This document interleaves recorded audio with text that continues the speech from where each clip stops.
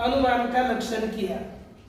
अब इसमें एक संदेह होने लगा कि अनुमिति का करण वह अनुमान है, यह हमें मान्य है, लेकिन अनुमान को हम तभी समझेंगे जब अनुमिति को समझेंगे, क्योंकि अनुमान के लक्षण में अनुमिति करणम या अनुमान का लक्षण है, तो अनुमान के लक्षण में अनुमिति घटक है। घटक अर्थात उसका एक अवयव, सिद्धेश्वर तिकडं काय उधर पाठ नहीं चल रहा। अनुमिति करण ये दो पद है कि नहीं, इसमें ये अनुमान का लक्षण हुआ। इसमें ये आएगा जो अनुमिति पद दिया, इस अनुमिति पद का यदि अर्थ हमें पता चलेगा तभी अनुमान का अर्थ पता चलेगा, क्योंकि उसके अवयव का ज्ञान होगा तभी अवयवी का ज्ञान होगा। इसलिए ये अनुमिति क्या चीज है, ऐसा एक संदेह होता है। अनुमिति क्या है, तो पहले अनुमिति बताइए। तो अनुमिति का आरंभ में लक्षण किया गया, नीचे परामर्श जन्यम ज्ञानम अनुमिति, परामर्श जन्यम ज्ञानम अनुमिति, परामर्श जन्यम ज्ञानम अनुमिति, परामर्श जन्यम ज्ञानम अनुमिति, परामर्श जन्यम ज्ञानम अनुमिति, परामर्श जन्यम ज्ञानम अनुमिति, परामर्श जन्यम ज्ञानम अनुमिति, परामर्श जन्यम ज्ञानम अनुमिति, परामर्श जन्यम ज्ञानम अनुमिति, परामर्श जन्यम ज्ञानम अनुमिति। यह अनुमिति का लक्षण किया कि परामर्श से उत्पन्न होने वाला ज्ञान ही अनुमिति है। यह सरल अर्थ।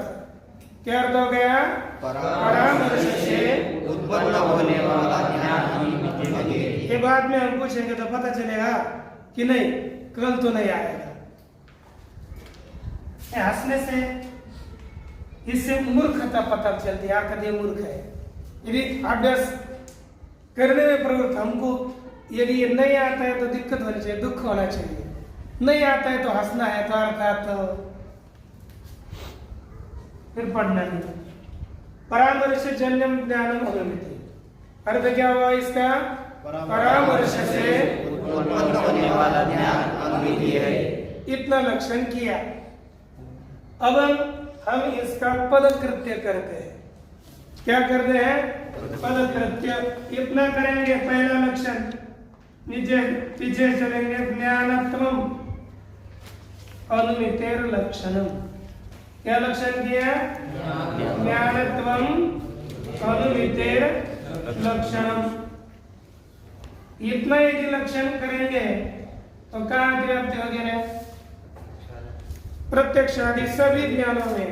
क्योंकि ये ध्यान में आना चाहिए आपको, ज्ञानत्व किन में रहता है, प्रत्यक्ष अनुमिति उपमिति शब्द, इनमें सभी में ज्ञानत्व। क्योंकि वे ज्ञान है इसलिए ज्ञानों में ज्ञानत्व धर्म रहता है। तो ज्ञानत्व इतना ही लक्षण अनुमिति का करेंगे तो किसमें व्याप्ति होगी, प्रत्यक्ष ये समझ में आना चाहिए, हंसने से नहीं ना, बुद्धि चला। प्रत्यक्ष आदियों में अतिव्याप्ति होती है। ज्ञानत्व इतना ही लक्षण करेंगे तो किसमें अतिव्याप्ति होती है, प्रत्यक्ष आदियों में अतिव्याप्ति होती है। उस अतिव्याप्ति का वारण करने के लिए क्या पद दिया, परामर्श जन्यम। क्या पद दिया, परामर्श जन्यम, परामर्श जन्यम। परामर्श जन्य का क्या अर्थ है जानते हो, विचार के द्वारा हाँ, अरे सीधा बोलो, विचार मत करो, अब जैसा वैसे बोलो। क्या बोलोगे, परामर्श से उत्पन्न हुआ। परामर्श जन्यम का अर्थ क्या है, परामर्श से उत्पन्न होने वाला।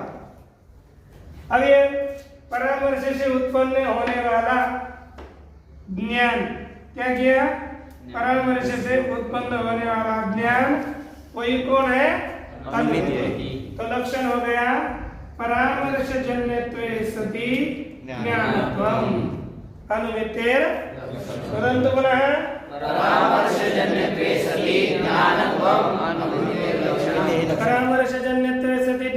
जन्यत्वम अनुमितेः लक्षणम अनुमितेर लक्षण। इतना लक्षण किया तो अब प्रत्यक्षादियों में अतिव्याप्ति नहीं होगी। क्यों नहीं होगी? क्योंकि प्रत्यक्ष प्रमाण में, प्रत्यक्ष ज्ञान में, प्रमाण प्रत्यक्ष ज्ञान में ज्ञानत्व धर्म तो है, लेकिन परामर्श जन्यत्व नहीं। प्रत्यक्ष ज्ञान किससे उत्पन्न होता है? किससे उत्पन्न होता है? इंद्रिय से। इंद्रिय से, इंद्रियार्थ सन्निकर्ष से, है कि नहीं? इंद्रिय कर्ण है तो इंद्रिय से उत्पन्न होता है। तो प्रत्यक्ष ज्ञान इंद्रिय से अथवा इंद्रियार्थ सन्निकर्ष से उत्पन्न होता है। यह परामर्श से प्रत्यक्ष ज्ञान उत्पन्न नहीं होता। इसलिए परामर्श जन्यत्व प्रत्यक्षादियों में जाएगा नहीं। हाँ, तो क्या लक्षण हो गया? परामर्श जन्यत्वे सति ज्ञानत्वम् अनुमितेर लक्षणम्। इदानीं प्रत्यक्षादौ अतिव्याप्तिर्भवति न वा? प्रत्यक्षादौ अतिव्याप्तिः न भवति। पुनरपि कश्चन वदति तर्हि केवलं परामर्शजन्यत्वम् इति एतावत् पदम् एव दीयताम्, ज्ञानत्वम् इति पदं न दीयताम्। ज्ञानत्वम् ये पद मत दीजिए। कितना लक्षण करिए? परामर्शजन्यत्वम्।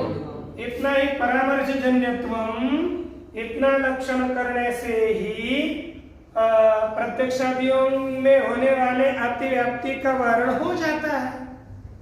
क्योंकि प्रत्यक्ष परामर्श से जन्य है नहीं, उपवीति भी परामर्श से जन्य नहीं है, शब्द ज्ञान भी, शाब्द बोध भी परामर्श से उत्पन्न नहीं होता। तो कितना पद देना चाहिए? परामर्श जन्यत्वम। कितना देना चाहिए? परामर्श जन्यत्वम। ज्ञानत्व देने की आवश्यकता है क्या?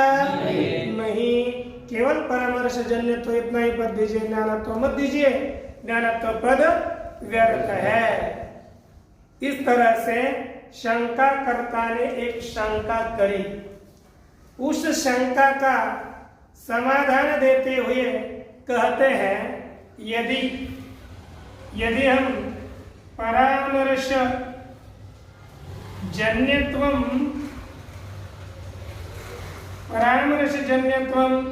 इतना ही अनुमिति का लक्षण करेंगे तो अतिव्याप्ति रूपी दोष आता है।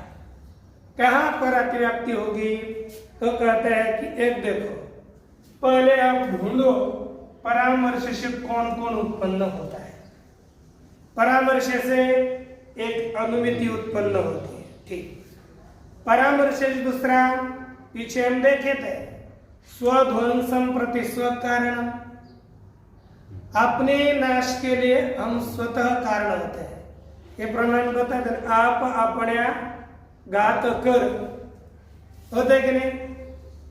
आप खुद का घात स्वयं करता है।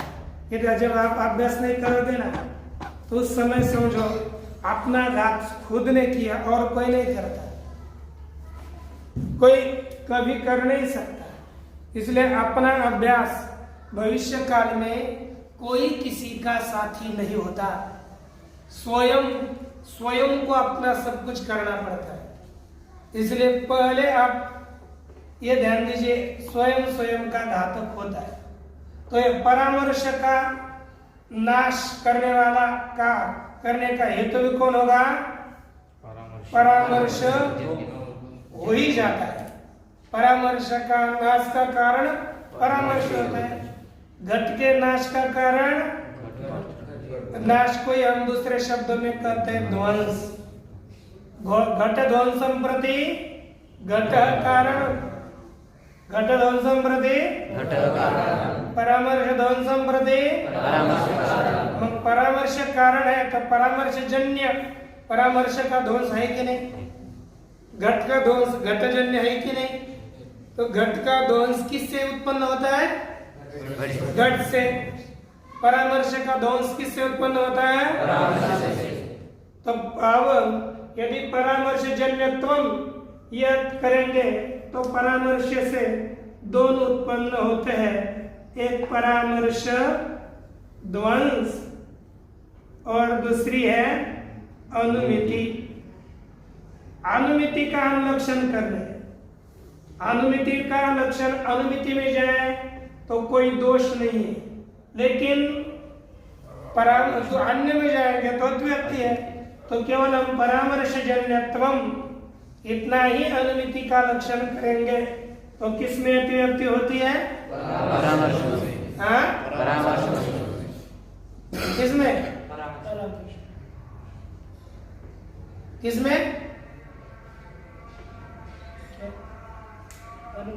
परामर्श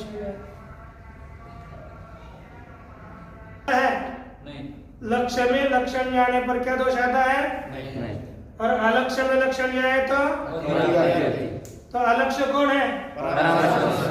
हाँ, तो उसमें लक्षण जा रहा है और क्योंकि वो परामर्श से जन्य है, तो परामर्श जन्य में यदि अनुमिति में लक्षण जाएगा तो कोई दोष नहीं, लेकिन परामर्श दोष में जाएगा तो क्या होते हैं? तो हम परामर्श जन्यत्व में इतना ही लक्षण करने पर क्या दोष हो गया?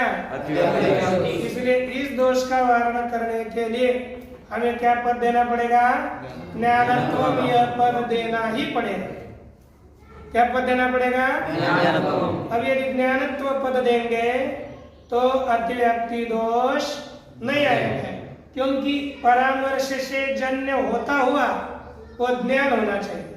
ये परामर्श जन्य तो है लेकिन ज्ञान नहीं, अनुमिति ज्ञान है लेकिन ध्वंस ज्ञान नहीं है, वो तो अभाव है। इसलिए उसमें ज्ञानत्व पद देने पर अतिव्याप्ति नहीं होगी। ज्ञानत्व पद परामर्श ध्वंस में होने वाले अतिव्याप्ति के वारण के लिए है।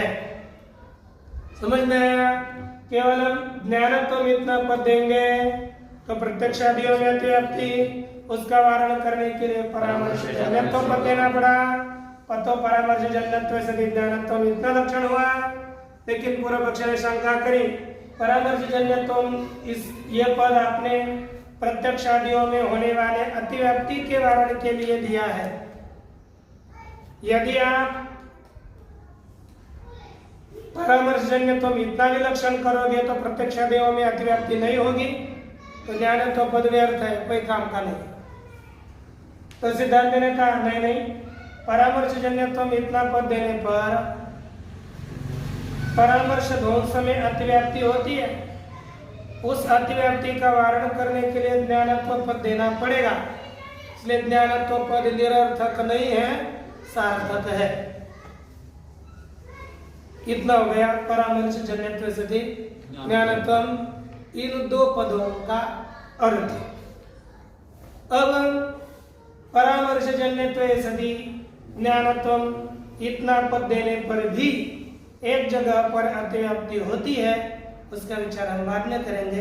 पहले मूल और पद करते पढ़ो। परामर्श जन्यम ज्ञानम अनुमिति ही। स्पष्ट बोलो। परामर्श जन्यम ज्ञानम अनुमिति ही। अर्थ क्या हो गया? बोलिए। परामर्श से उत्पन्न होने वाला ज्ञान अनुमिति है। पद ननु अनुमितिरेव दुर्निरूपत्वात् तद्घाटिता तद्घटिता अनुमानम अपि दुर्निरूपमित्येत। आपको कैसा पढ़ना चाहिए था? ननु अनुमितेर दुर्निरूपितत्वात्, ये लिखे ना, अनुमितेर दुर्निरूपितत्वात् तद्घटितानुमानम अपि दुर्निरूपम। हाँ? इत्यत आह परामर्शी। ये पढ़ते समय तद घटिता जोड़ करके तद घटितानुमानम अपि, यहाँ रोकना है। तद घटिता अनुमानम असमय विभक्ति परिवर्तन। तरी ननु अहो, शंका कर रहे पूर्व पक्षी, अनुमिते है दुर्निरूपितत्वात्। अनुमिति दुर्निरूप है, निरूपण करने के लिए कठिन होने से। पहले अनुमिति का आपने निरूपण नहीं किया, अनुमिति का ही निरूपण करना कठिन होने से तद घटित अर्थात अनुमिति घटित, आपको पहले बताया था अनुमिति घटक है और अनुमिति से घटित अनुमान है। अनुमितिकरणम ये पूरा अनुमान का लक्षण है। तो ये अनुमिति एक घटक, करण दूसरा घटक।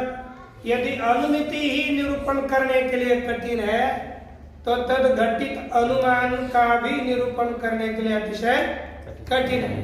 तो इसलिए लिखा अनुमिते दुर्निरूपितत्वात् तद घटित अनुमानम अपि दुर्निरूपम, तद घटित अनुमान भी निरूपण करने के लिए अतिशय कठिन है। ठीक, इति अतः ऐसी शंका हुई इतने, अतः आह, इसलिए इसका उत्तर कहते हैं, क्या कहते हैं? परामर्शजन्यम ज्ञानम परामर्शेति, अर्थात परामर्शजन्यम ज्ञानम अनुमिति। तो क्या अर्थ हो गया? बोलिए, परामर्श से उत्पन्न होने वाला ज्ञान अनुमिति है, इतना अर्थ हो गया। तो बोलिए पद प्रत्यक्षादो अतिव्याप्ति वारणाय परामर्शजन्यत्व मिति। अब इसका पद कृत्य करने जा रहे हैं। इसका लक्षण करते हैं, कहते हैं कि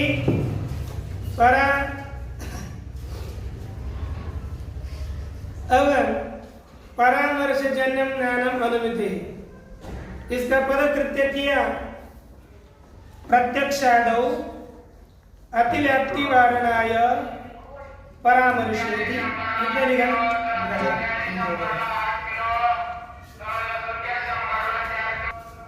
यदि ज्ञानत्वम, इतना ही लक्षण करेंगे, कितना ज्ञानत्वम इतना लक्षण करेंगे तो कुत्र अतिव्याप्ति होती? तस्य अतिव्याप्ति वारणाय किं वक्तव्यम? परामर्शजन्यत्वे सति ज्ञानत्वम अनुमितेर लक्षणम इति भवति। परामर्श ध्वंस वारण। पुनः एक बार हमने समझाया ना, फिर उसको पढ़ना चाहिए तो सबको ध्यान में आता है कि ये पंक्ति हुई। पढ़ने वालों का पर ध्यान अच्छा होना चाहिए। तो ये देखो, आपने क्या लिखा कि प्रत्यक्षादो अतिव्याप्ति वारणाय परामर्शेति। हमने बताया क्योंकि केवल ज्ञानत्व इतना लक्षण करेंगे तो प्रत्यक्षादियों में अतिव्याप्ति होगी, उसका वारण करने के लिए क्या करना पड़ेगा? परामर्शजन्यत्व देना पड़ेगा, तब पूरा लक्षण होगा परामर्शजन्यत्वे सति ज्ञानत्वम अनुमितेर लक्षणम। ये पूरा लक्षण हो गया। अब पुनः प्रत्यक्षादो अतिव्याप्ति वारणाय परामर्शेति, समझ में आया? फिर अब आगे चलना।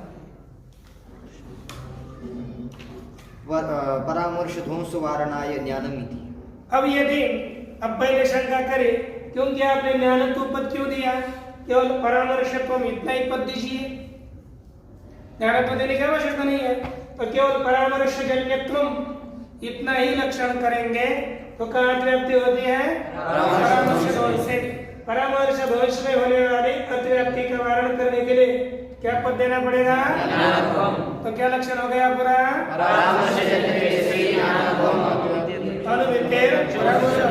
अनुमितेर लक्षणम। समझ में आया? तो पूरा इस पंक्ति को पढ़ना आगे चलो। परामर्श ध्वंस वारणाय ज्ञानमिति, परामर्श प्रत्यक्ष वारणाय हेतु विषयकम इत्यपि बोध्यम। देखो, रुकते समय आपको पूर्ण विराम दिया हुआ है। वहां पर क्या लिखा? परामर्श ध्वंस अतिव्याप्ति ध्वंस वारणाय ज्ञानम इति। रुकना, अपना वाक्य खत्म हो गया, फिर पुनः पढ़ना। तो एक के साथ दूसरा जोड़ करके पढ़ने की एक कला होती है ना, इति। फिर आगे यह क्या लिखा कि परामर्श प्रत्यक्ष अतिव्याप्ति परामर्श प्रत्यक्ष वारणाय हेतु विषयकत्वम, ये हेतु विषयकम इति अपि बोध्यम। ये अंतिम पंक्ति है। तो देखिए हमारा पूरा लक्षण क्या हो गया? परामर्शजन्यत्वे सति ज्ञानत्वम्।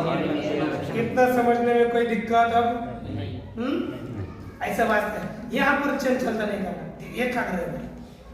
अब परामर्शजन्यत्वे सति ज्ञानत्वम् ये लक्षण हमने किया तो उसमें कोई समस्या नहीं। अब यदि इतना भी लक्षण करेंगे तो भी अतिव्याप्ति होती है। कहाँ अतिव्याप्ति होती है ये देखो, इन्होंने लिखा परामर्श प्रत्यक्ष। कहाँ अतिव्याप्ति होती है? परामर्श प्रत्यक्ष। तो देखो ये परामर्श, पहले परामर्श का स्वरूप हम समझेंगे। परामर्श बताया गया, एक आकार देते हैं, सीधा लिखते हैं वन्यव्याप्य। वन्यव्याप्य धूमवान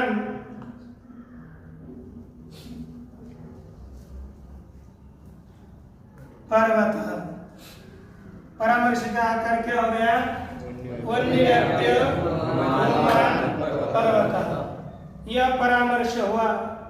इस परामर्श के बाद अनुमिति होती है पर्वतो वन्य।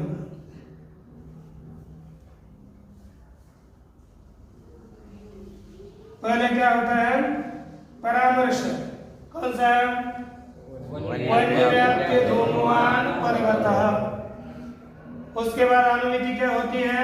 पर्वतो वन्यमान। ये ठीक है। अब हम परामर्श जन्य ज्ञान ये है, परामर्श जन्यत्वे सति ज्ञानत्वम्। यह अनुमिति का लक्षण, इसमें लक्षण चला गया, कोई दोष नहीं है, ठीक। लेकिन दो ज्ञान होते हैं, आपको पता, पहले बताया होगा कि एक ज्ञान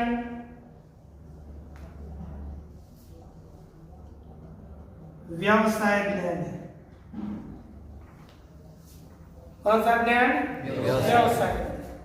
और दूसरा ज्ञान होता है अनुव्यवसाय ज्ञान। पहला ज्ञान कौन था? कौन सा? व्यवसाय ज्ञान। दूसरा अनुव्यवसाय ज्ञान। ध्यान देकर सुनिए, तो समझना है।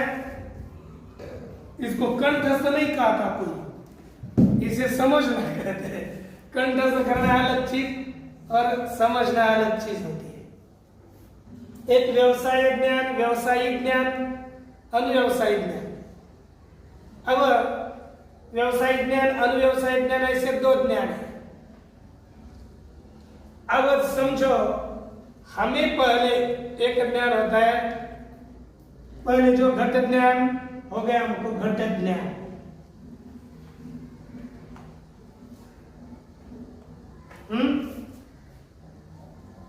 घट ज्ञान, घटम समझो ये ज्ञान हो गया। घटम अहम जानामि। घटम अहम जानामि ये ज्ञान कौन सा हो गया? व्यवसाय ज्ञान।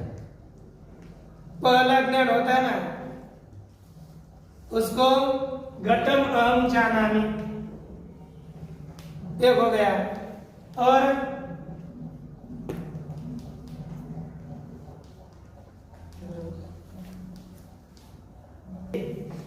पहले हमें एक ज्ञान होता है निर्विकल्पक ज्ञान, किंचित इदम होता है कि नहीं? ये किंचित इदम ज्ञान होने के बाद हमको सविकल्पक ज्ञान हो गया, घटो अयम है कि नहीं? घटो अस्ति, घटो अयम इत्यादि ज्ञान होता है सविकल्पक ज्ञान। इसे ही कहते हैं व्यवसाय। उसके बाद एक ज्ञान होता है कि घटम अहम जानामि, अर्थात घट ज्ञानवान अहम। इसके बाद क्या होता है? घटम अहम जानामि, यानी घट ज्ञानवान अहम, घट ज्ञान वन है कि नहीं? तो इसमें ये पहला जो ज्ञान है वह व्यवसाय ज्ञान है, और बाद में हुआ इसी ज्ञान को लेकर घटोयम, ये भी ज्ञान है। घटोयम यह ज्ञान है, इतना ही घट है कि नहीं? ये फला है, ये ज्ञान हो गया कि नहीं?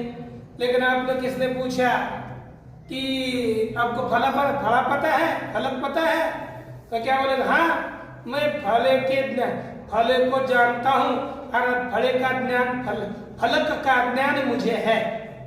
क्या बोलेंगे हम? फलक का ज्ञान मुझे है। ये द्वितीय ज्ञान हुआ कि नहीं? फलक विषयक पुनादि ज्ञान, फलक ज्ञान विषयक ज्ञान हुआ ना, फलक का ज्ञान मुझे है। तो देखो, इस ज्ञान का विषय कौन है? घट। इस ज्ञान का विषय कौन है? घट। और इस ज्ञान का विषय कौन है? घट ज्ञान। इस ज्ञान का विषय कौन है? घट ज्ञान। ये पूरा ज्ञान का आकर है, इतना ही नहीं, ये भी एक ज्ञान है। उसे घट ज्ञानवान अहम, ये पूरा ज्ञान है। इस ज्ञान का विषय कौन है? घट ज्ञान। और यह घटोयम, इसका ज्ञान का विषय कौन है? घट है कि नहीं? तो ये पहला ज्ञान हो गया व्यवसाय ज्ञान, तो दूसरा ज्ञान हो गया अनुव्यवसाय ज्ञान। तो अनुव्यवसाय ज्ञान के लिए घट ज्ञान कारण हुआ कि नहीं? तो ये पूरा घट ज्ञान है, और ये घट ज्ञानवान अहम ऐसा ज्ञान है। तो घट ज्ञानवान अहम इस ज्ञान के लिए घट ज्ञान कारण है। कैसे? कौन कारण है? घट ज्ञान कारण। लेकिन विषयतया ये इस ज्ञान का विषय कौन हो गया? घट ज्ञान। घट ज्ञान ही बताए ना। तो घट ज्ञानवान अहम, घटम अहम जानामि, इस ज्ञान का विषय कौन हो गया? कौन हुआ? घट ज्ञान। किसका विषय हुआ? घट ज्ञान किसका विषय हो गया? घटो अहम, घटम अहम जानामि, इस ज्ञान का विषय हो गया घट ज्ञान। अर्थात अनुव्यवसाय ज्ञान का कारण व्यवसाय ज्ञान होता है कि नहीं? व्यवसाय ज्ञान होता है। इतना समझ में आया? तो अब हम परामर्श में चल जाते हैं। यह परामर्श है आपको वन्य व्याप्य धूमवान पर्वत। परामर्श का स्वरूप क्या है? वन्य व्याप्य धूमवान पर्वत। क्या परामर्श का स्वरूप बोलिए? वन्य व्याप्य धूमवान पर्वत। बोलिए वन्य व्याप्य धूमवान पर्वत। एक बार वन्य व्याप्य धूमवान पर्वत। वन्य व्याप्य धूमवान पर्वत। ये क्या चीज है? परामर्श का स्वरूप। क्या है? परामर्श का स्वरूप। क्या स्वरूप है? वन्य व्याप्य धूमवान पर्वत। ये किसका स्वरूप हुआ? परामर्श का। परामर्श का। तो हमको पहले ये ज्ञान हो गया परामर्श का ज्ञान, वन्य व्याप्य धूमवान पर्वत है ना, ये परामर्श का ज्ञान। और बाद में क्या हो गया? वन्य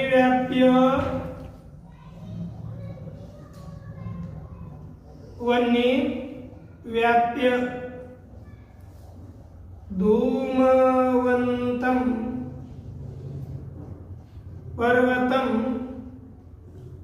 है ना, ये जो परामर्श है, परामर्शम अहम जानामि, ये इसका व्यवसाय है। वन्य व्याप्य धूमवान पर्वत है, ये परामर्श का ज्ञान, ये परामर्श का व्यवसाय ज्ञान है। क्या ज्ञान है? कौन सा व्यवसाय ज्ञान हो गया? वन्य व्याप्य धूमवान पर्वत। ये कौन सा ज्ञान हुआ? व्यवसाय ज्ञान। परामर्श का व्यवसाय ज्ञान। वन्य व्याप्य धूमवान पर्वत, इस ज्ञान का विषय कौन हो गया? वन्य व्याप्य धूमवान पर्वत है कि नहीं? ये विषय हो गया, वन्य हो गया, धूम हो गया, पर्वत हो गया, ये सब एक एक वन्य व्याप्य धूमवान आयम पर पर्वत, इस ज्ञान के विषय एक एक है। इसमें एक एक विषय है कि नहीं? और उसी ज्ञान को लेकर आपको किसी ने आपको पूछा कि आप परामर्श को जानते हो, तो आप क्या उत्तर देते हो? हाँ, वन्यव्याप्य धूमवंतम पर्वतम अहम जानामि। तो ये बाद में ज्ञान हो गया, इसको ज्ञान को कहेंगे अनुव्यवसाय। प्रथम ज्ञान हो गया व्यवसाय ज्ञान, उसके बाद का ज्ञान हो गया अनुव्यवसाय ज्ञान। अब ये ज्ञान, इस ज्ञान का क्या हो गया? कारण। क्या हो गया? कारण। क्योंकि विषयता है क्या? वन्यव्याप्य धूमवंतम पर्वतम अहम जानामि, इस ज्ञान का विषय कौन है? वन्यव्याप्य धूमवंतम पर्वत, ये इस ज्ञान का विषय है कि नहीं? अर्थात ये जो अनुव्यवसाय ज्ञान है किससे उत्पन्न हो गया? वन्यव्याप्य धूमवंत पर्वत इस परामर्श से हो गया कि नहीं? किससे उत्पन्न हो गया? वन्यव्याप्य धूमवंत इस परामर्श से। वन्यव्याप्य धूमवंत पर्वत इस परामर्श से किसकी उत्पत्ति हो गई? वन्यव्याप्य धूमवंतम पर्वतम अहम जानामि, इस अनुव्यवसाय की उत्पत्ति हुई है ना? इस ज्ञान से इसकी उत्पत्ति हुई। ये परामर्श है और ये परामर्श से ये परामर्श का प्रत्यक्ष। ये समझो, परामर्श है कि नहीं? ये परामर्श और ये परामर्श प्रत्यक्ष, ठीक ना? तो परामर्श प्रत्यक्ष किससे उत्पन्न होता है? हाँ? परामर्श प्रत्यक्ष किससे उत्पन्न होता है? परामर्श से। तो परामर्श प्रत्यक्ष परामर्श जन्य है? हाँ? परामर्श प्रत्यक्ष परामर्श जन्य है। तो परामर्श जन्य तो इसमें चला गया। हाँ? परामर्श प्रत्यक्ष परामर्श जन्य तो चला गया, और ये ज्ञान है तो परामर्श जन्यत्व भी इसमें है और ज्ञानत्व भी है। तो हमने लक्षण किसका किया था? अनुमिति। और ज्ञान किसमें? परामर्श प्रत्यक्ष। हाँ? परामर्श प्रत्यक्ष। किसमें? परामर्श प्रत्यक्ष। तो हमने लक्षण किया अनुमिति का और गया परामर्श प्रत्यक्ष में, तो क्या दोष हुआ? अद्व्याप्ति हो गई कि नहीं? उस दोष का वारण करने के लिए क्या पद दिया? हेत्व विषयकत्वम। क्या पद दिया? हेत्व विषयकत्वम। ये जोड़ना पड़ेगा, हेत्व विषयकत्वे सति परामर्श जन्यत्वे सति ज्ञानत्वम। ये लक्षण करने पर क्या हो गया? इतना। अब हमने हेतु विषयकत्वे अर्थात जिसमें ऐसा ज्ञान ढूंढना है जिसमें हेतु उस ज्ञान का विषय न हो।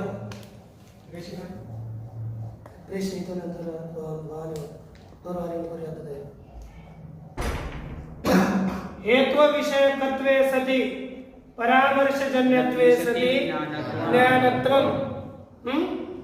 तो देखो, ये हेतु का जो विषय अर्थात हेतु ज्ञान का विषय नहीं होना चाहिए, परामर्श जन्य ही होना चाहिए और ज्ञान होना चाहिए।